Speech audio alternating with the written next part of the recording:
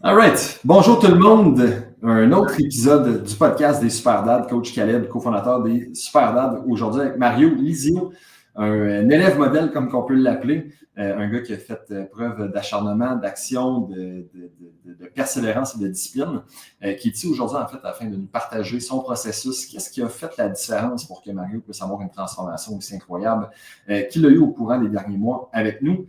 Mario, premièrement, bienvenue. Félicitations de ta transformation. Bienvenue avec nous autres. Pourrais-tu prendre quelques instants juste pour te présenter, nous dire qui tu es, d'où est-ce que tu viens, qu'est-ce que tu fais dans la vie, ainsi de suite. Parfait. Alors, Mario Lizio, j'ai 50 ans. J'ai 2 enfants. C'est plus des enfants, c'est rendu des adultes. Je suis gestionnaire de projet pour le groupe MTY, un franchiseur de la restauration.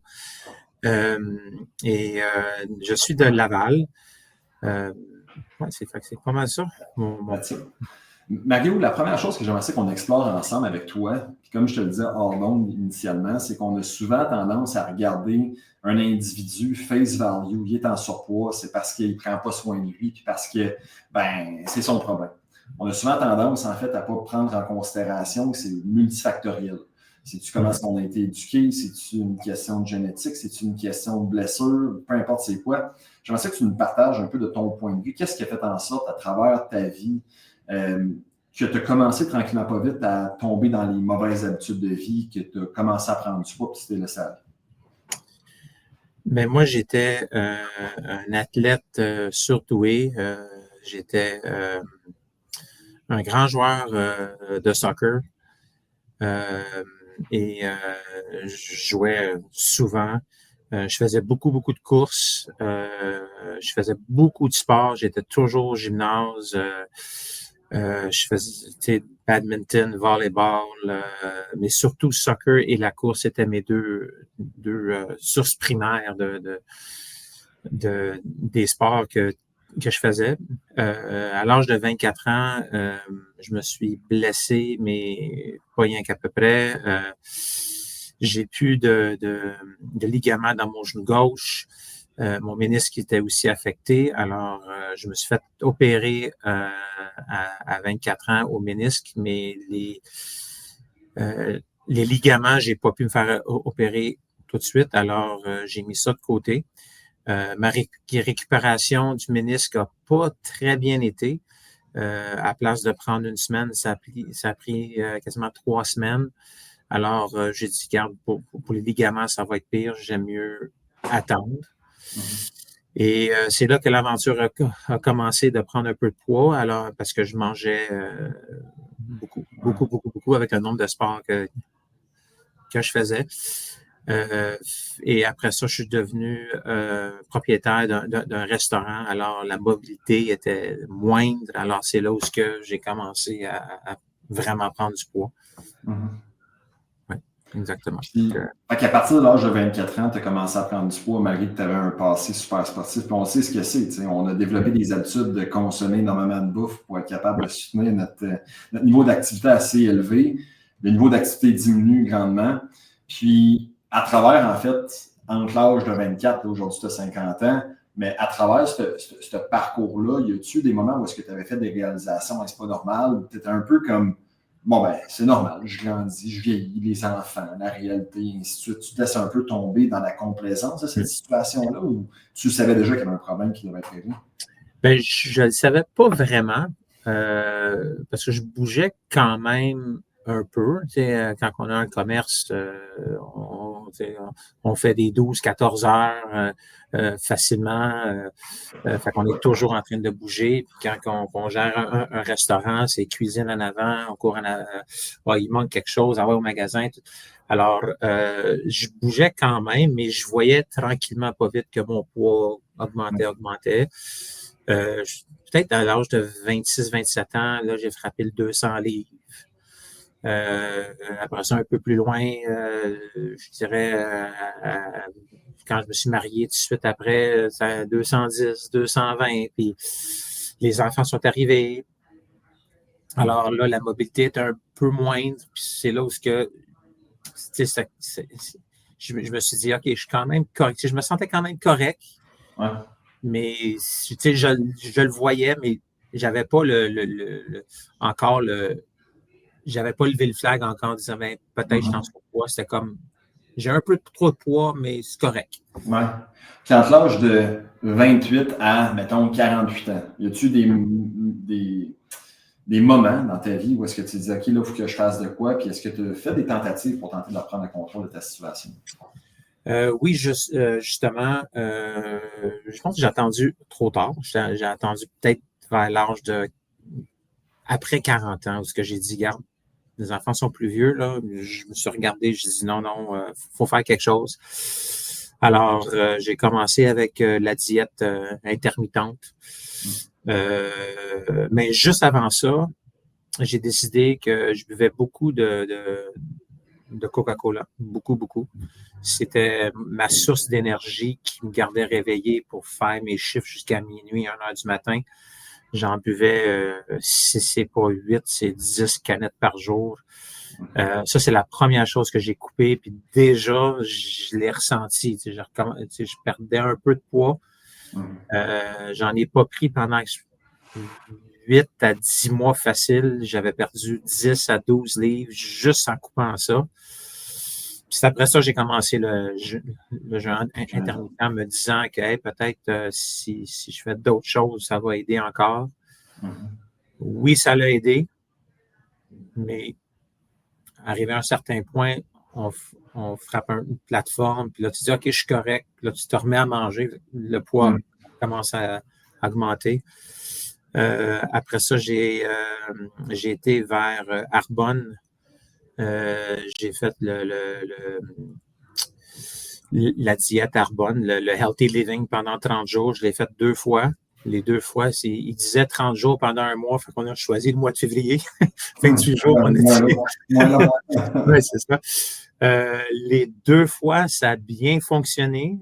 Rendu au 28 février, j'avais perdu quand même beaucoup de poids, mais c'est là après qu'il y avait pas grand-chose.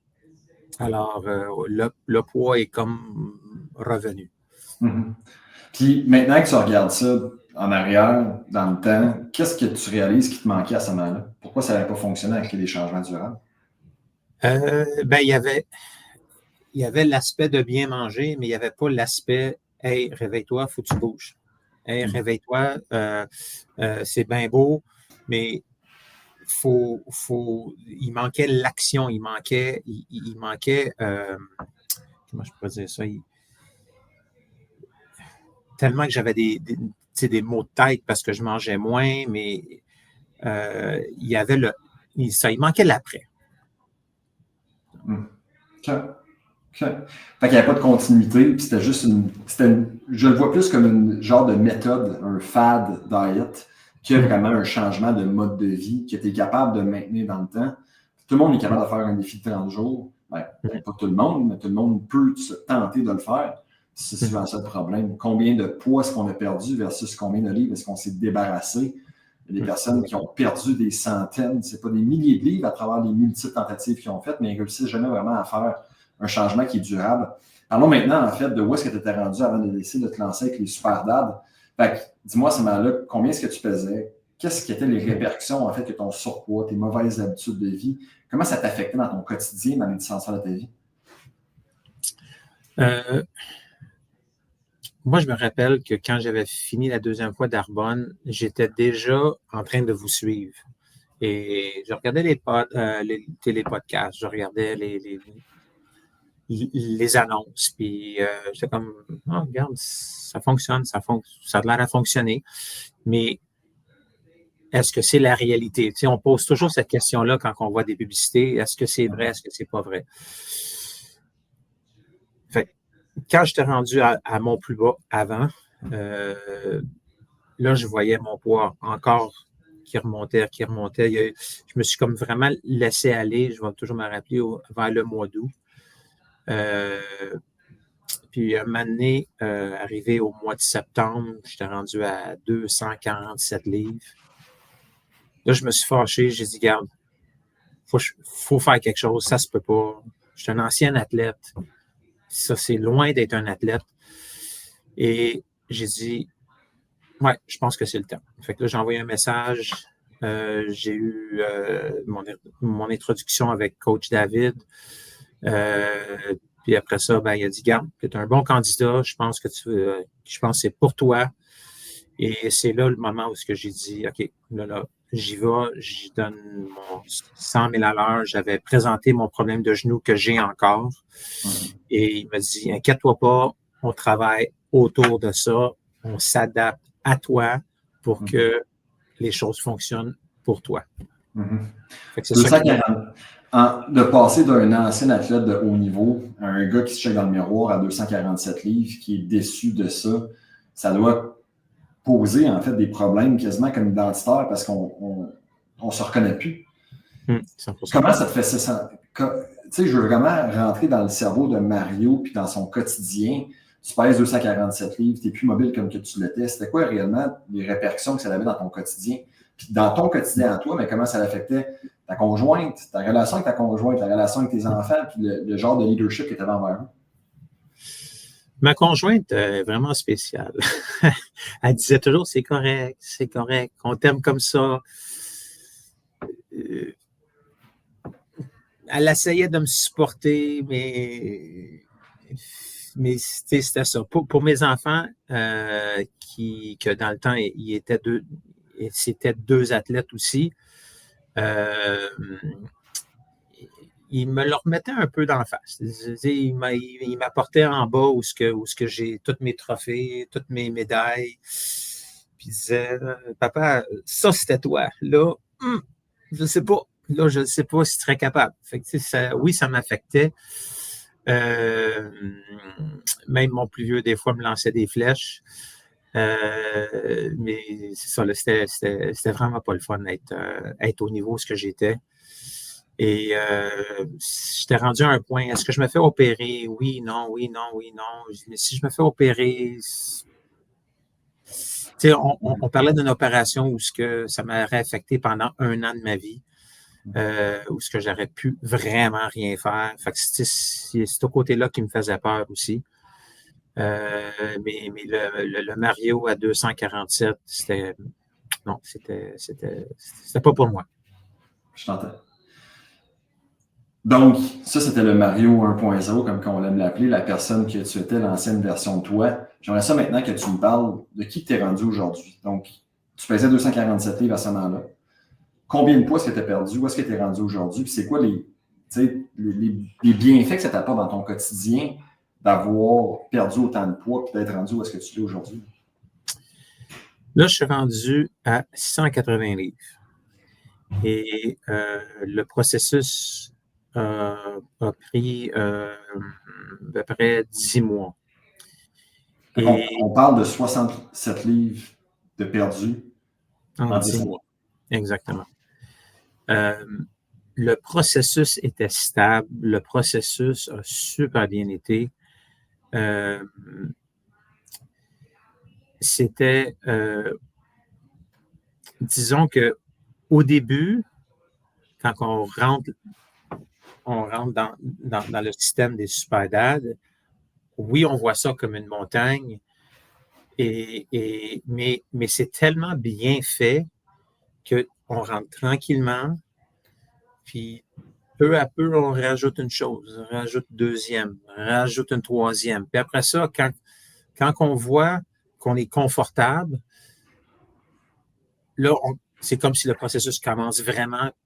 Et là, on voit le poids qui chute. Parce qu'au début, oui, on perd du poids, mais on ne le voit pas, on le sent moins. Et je dirais, arrivé, quand j'ai traversé Noël, c'est là que j'ai fait « Wow, c'est vraiment cool, ça va super bien ». Et après ça, ça a comme juste déboulé, tellement que juste dans mes pantalons, je portais des 40. Là, je suis capable de porter des 33, 32. Et juste ce feeling-là que je peux mettre les pantalons de mes enfants, c'est vraiment quelque chose. Mais le processus est tellement bien fait que, ça, on dit en anglais « go with the flow ». Go with the flow. Dans mon cas, au début du processus, je m'entraînais le soir. Alors, ça a donné que je finissais ma journée, j'allais dans le sous-sol, je faisais ce que j'avais à faire. Le souper est en train de se faire. Je montais en haut, je mangeais, j'allais me coucher.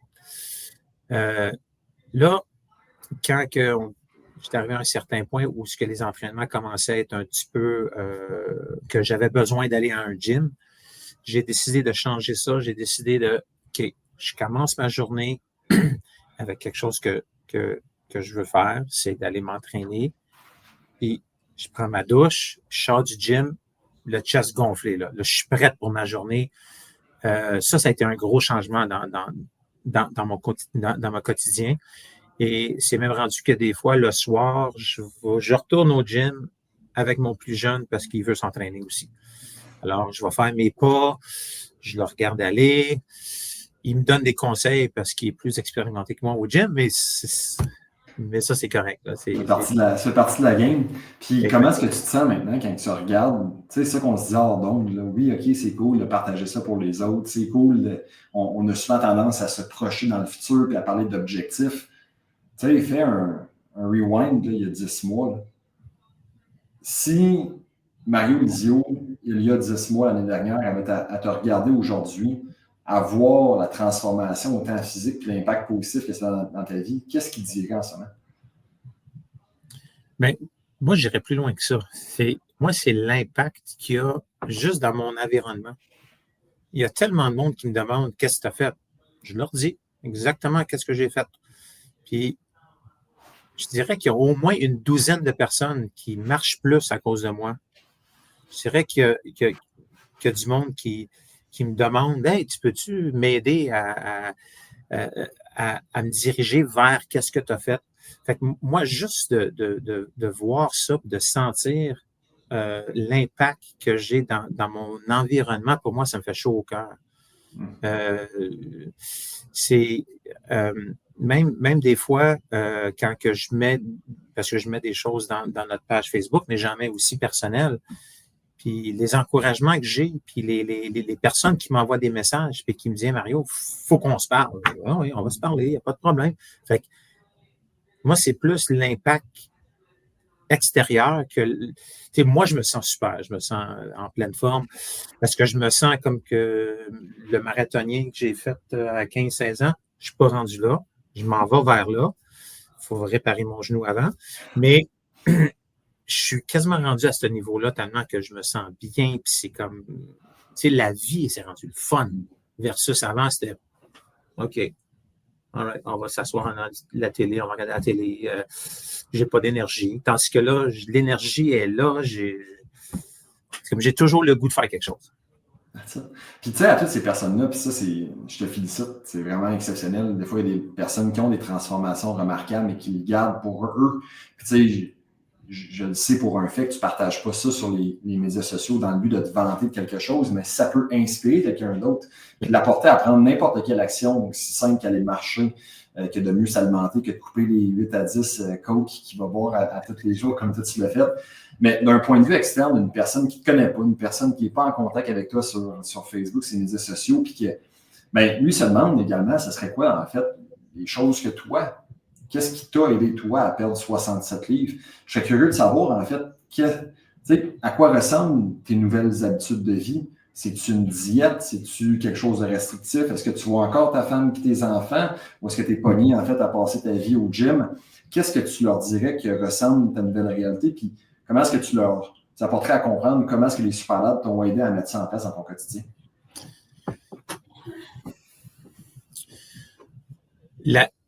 La plus grosse chose que j'ai faite en termes de transformation, c'est simplement d'aller au gym les lundis, mardis, jeudis, vendredis. Clockwork, je suis toujours au gym, mais c'est avant d'aller travailler. C'est sûr qu'avec des enfants qui sont plus âgés, j'ai le matin qui est un petit peu libre, mais avant, qu'est-ce que je faisais? C'est que je venais au travail. Fait que j'étais au travail à 5h30, 6h le matin. Là, je suis au gym à la place. Alors, j'ai remplacé l'heure, 1h30 avec du temps pour moi. Parce que vraiment, le gym, c'est vraiment du temps pour moi. Alors, ça, en termes de quotidien, ça m'a pas j'ai pas vraiment changé grand-chose. J'ai juste remplacé.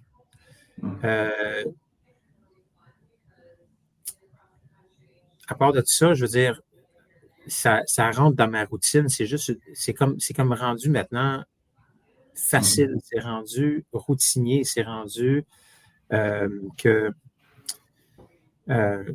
c'est rendu automatique. Fait, quand le monde me demande c'est quoi que tu fais, ben, je leur explique, je leur donne vraiment un tour global de où est-ce que j'étais, où est-ce que je suis rendu, puis comment est-ce que je me suis rendu là. Et exemple, pour ma femme, c'est rendu qu'elle va au gym aussi. À l'heure du dîner, elle a choisi à l'heure du dîner. Puis ma femme, gym, si on s'en parle, il y a 2 ans, jamais. C'est madame. Oui, elle a déjà joué à Ringuette, peut-être une dizaine d'années, mais des gyms, prendre des marches, elle a toujours aimé ça, mais aller au gym, jamais, jamais, jamais, jamais. Là, elle est rendue au gym. J'ai mon plus jeune maintenant qui va. Lui, il allait toujours au gym, mais avec son équipe de hockey. Là, c'est rendu qu'il va tout seul aussi. Il y a juste mon plus vieux là, que je dois brasser un peu, là, mais eux autres, ils sont en bonne forme physique quand même, fait qu'ils ne le voient pas pour l'instant. Là, mais, ben, comme tu l'étais toi également, c'est ça que je dis souvent, c'est pas parce que tu es en bonne condition physique quand tu as 16 ans que tu vas le rester toute ta vie. Si tu es en bonne condition physique parce que tu n'as pas le choix de faire des cours d'activité physique à l'école, parce que tu es sur tes 2 pieds à journée longue, tu n'es pas en train de travailler 40-50 heures par semaine parce que ton métabolisme carbure. Tu sais, ce que je retiens de ça, Mario, oui, tu sais, il y a des changements d'habitude de vie. Il ne faut pas se l'enlever, que tu t'entraînes fort, que tu te dépasses, que tu sors de ta zone de confort, que tu fais attention à ton alimentation. Mais ce que j'entends qui est le plus important de ça, c'est que tu as commencé à faire des choix de te choisir. De choisir, prendre du temps pour toi, tu prends 4 à 5 heures par semaine pour prendre soin de ta santé, puis ça va t'en donner non seulement dans le moment présent davantage, mais ça va sûrement, dans le fond, allonger ton espérance de vie, mais ta qualité de vie également. Dernièrement, en fait, Mario, la dernière chose que j'en sais que tu nous partages, je reviens en fait au Mario d'il y a 10 mois, ou même du Mario des 20 années avant ça, qui était un peu en train de surfer la vague du laisser-aller, de la complaisance de sa situation. Il était dans une phase de pré-contemplation que j'appelle, au niveau des changements psychologiques. Il y a un problème, mais on préfère ne pas y faire face, parce que si on fait face à ce problème-là, on va devoir l'adresser. Ben, dans cette situation-là, quand on est là, en pré-contemplation, on préfère l'avenue du déni, de la complaisance, puis même à un certain point, de l'acceptation de notre situation, parce qu'on se compare avec d'autres qui sont pires que nous, ou on vient simplement se dire, écoute, c'est pas peine perdue, je suis un ancien athlète, je check mes trophées, écoute, un jour, quand ça va me tenter, je vais le faire. Si tu avais à regarder ce gars-là en pleine face, le gars, dans le fond, qui pendant 20 ans de temps a suivi une ligne directrice que tu savais qu'il ne t'apportait pas dans la bonne direction, mais qui refusait de faire face à son problème, qu'est-ce que tu lui dirais à ce gars-là? Je dirais, réveille-toi. Réveille-toi parce que comment tu n'es pas bien. Tu fais semblant d'être bien, mais tu ne l'es pas. Oui, tu es une bonne personne. Oui, tu penses tout le temps aux autres avant. Commence à penser à toi un peu plus et prends du temps pour te regarder puis de te donner des buts. À la place de donner des buts aux autres, donne-toi des buts et avance. Arrête pas là. Sur ces sages paroles, Mario, je te remercie pour ton temps. Je te félicite une fois de plus pour ta transformation. J'ai juste hâte de voir qu'est-ce que le futur te réserve. Super. Merci à vous, vraiment. Merci beaucoup. Je pense, sans vous, j'aurais jamais été capable de le faire. Sans votre support, vraiment, le parcours à date a été formidable. Vraiment, c'est bravo à vous, bravo à ce que vous offrez comme service. C'est vraiment excellent. Merci, Mario.